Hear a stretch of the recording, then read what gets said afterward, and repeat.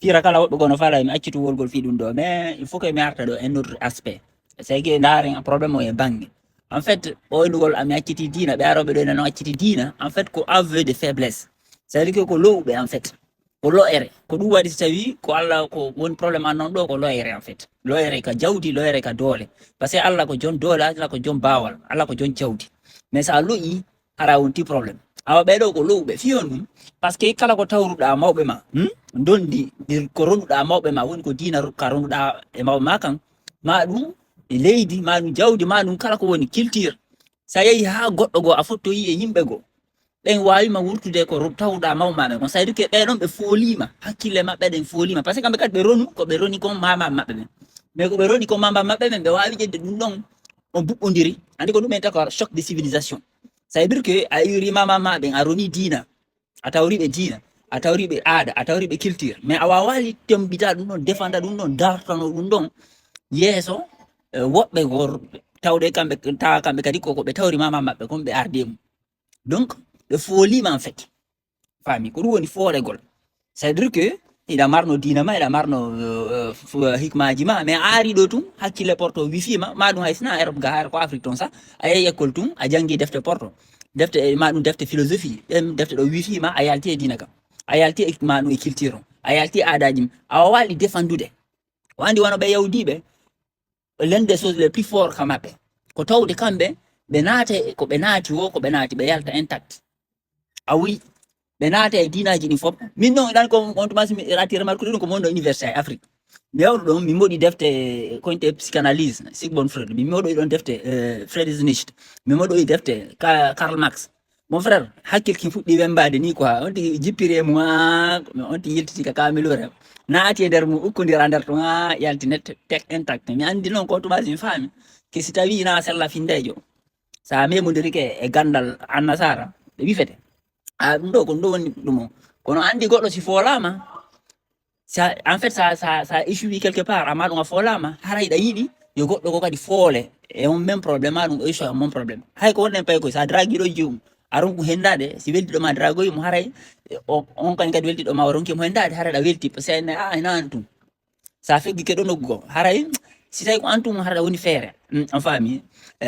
donc le fait que woɓɓe go feggoɗoma ɗum wona même situation haray no jonnuma comme si en mode hina a faible faami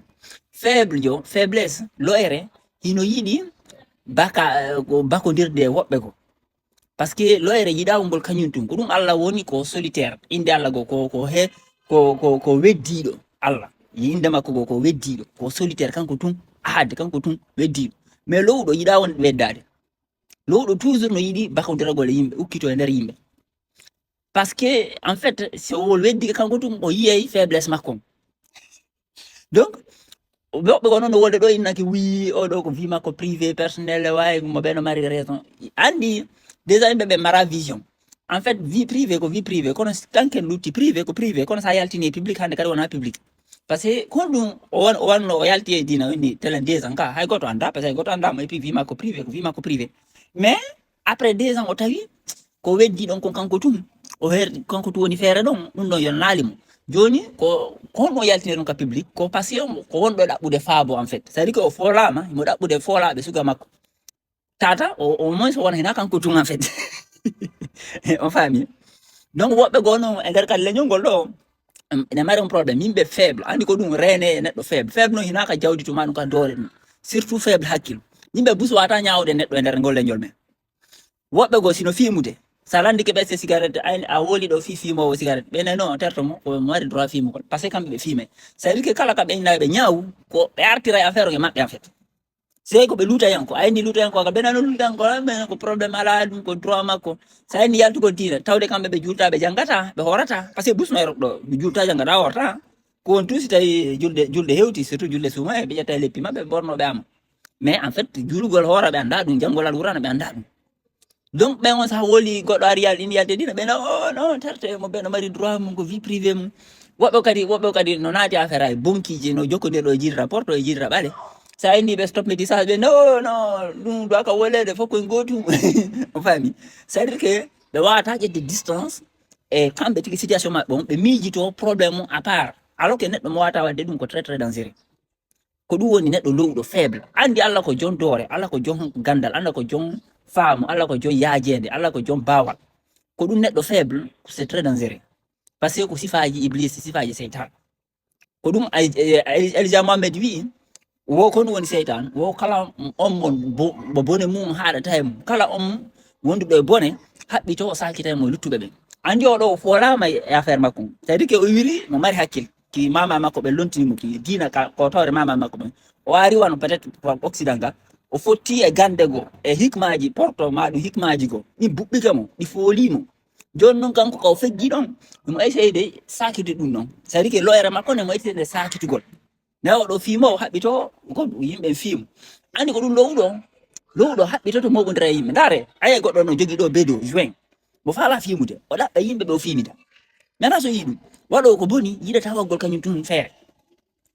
Ko boni no yiɗi jama, ko boni no yiɗi bakade. Mo faami? Ko boni kala neɗɗo mo yiɗo no yiɗi bakade tout temps. An faami? Aye ɗo goɗɗo no ɗaɓɓi beere mum, o ɗaɓɓa yimɓe ko yarida. Billahi wallahi. Hay o affaire zina o ye goɗɗo he baddeni o hen ɗo jiw o ɗaɓɓa pot makko ko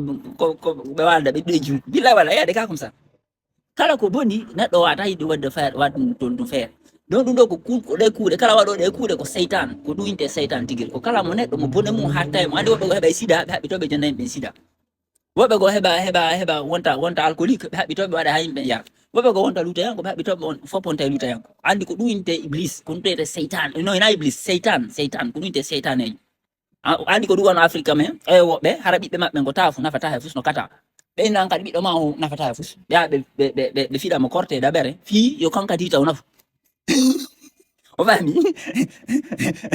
Woɓɓe go kaɓe resi sal ɗon, ɓe haɓɓitoto an kadi naya resisu ɗon. Donc kanko ari o woni faible o loyi hakkille porto ɗen folimo, ok. Mais ko faiblesse ko loyre, mais mo haɓɓiti o sakitede ko ɗum o yaltini ka public o woli fi on influence gol yimɓe. Donc à partir de là ina hande kadi affaire privé, parce que si tawi ko privé a lutti ka nder suudu ma hay goto andama en fait. Ana ɓirandima, andi ko ɗum putindinnoɓe lutayankoɓe Russie ɗo, andi ɓe mene miaja ka affaire lutayanko, onon worɓe ɗiɗo on pokkidira toon c'est votre problème, kanko il s'en fout de ça. Kono noon so inno yalta ko horla influence population ɗon haray ce n'est plus du cadre privé. Awa ɗo kadi c'est la même chose. Mais andi ko min non ko yimɓe ɓen ɗo bus wawa ñawde par ce que ɓe loyi ka hakkille ko foolaɓe quoi en fait. C'est à dire que arɓe ɗo hakkille porto e naamu porto e nama porto ɓe arɗi ɓe iwri ka mawɓe maɓɓe e gande maɓɓe ɗum. Andi no sey a tawri mawɓe ma e leydi goɗɗo ara andi pardon goɗɗo ari jatti ɓeygu ma. Ayi woɓɓe no way non, goɗɗo ara jatta ɓeygu maɓɓe ɓe yitto ɓe nano ande on debbo arna debbo moƴƴuɗo non. Man goɗɗo arana ɗo ma e leydi mum yaha joɗɗo e leydi mawɓe ma yaha joɗɗa to nano andi mawɓe amen tikri mi anda ko mi joɗɗinenoɓe ɗon. Ɗum koye loyere wonna jeeya, ko ɗum woni faiblesse. Fami? Voilà, c'est à dire que a yuri kama e dina ma hay so tawi ko facce beɓe lontiɗa mamaɓe ma mon frère woni capable de transformer gol ɗum en or. Voilà. O yi ɗi binde chinois binde ɗi gay goto wata janngude frère. Kono ɓayde portoɓe yeeyi toon beebiniɓe ɓe wuyi joni ɓe gaddana ngal faabi latin winde chinois ɓe ni non mare ɗum toon minen kadi nde feetere ɗo ko ɗon min tawri mamaɓe amen. Donc ko lowɓe faalaɓe haɓɓiti heɓay lowɓe go kadi ita wonu kañum tun ɗo loyi ko kuuɗe ko ɗum winte seytanejo en fait, ko ɗum neɗɗo faible c'est très dangereux. Faible non lowɗo hina bange jawdi tun ko bange surtout spiritualité hakkille goɗɗo mo wata défendude culture mum, défenda diina mamaɓe mum, défenda aadaji mum. C'est à dire que ɗo woɓɓe no ara ɗo ko mamaɓe maɓɓe meeɗi wadde ɓe nano enen haare enen ɗum ɗo e majju par ce que fiyon ɓe fotti e goɗɗo go mo culture mum ɓuuri marde puissance e hakkille maɓɓe.